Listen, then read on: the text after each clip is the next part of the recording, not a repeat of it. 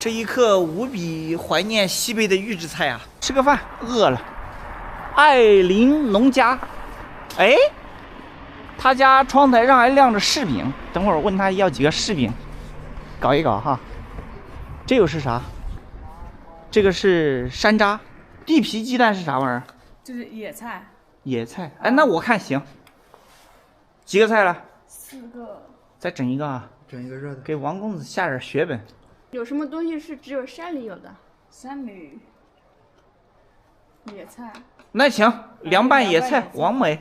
住在这儿，每天起床就看着对面那个山，就特别大的压迫感哈。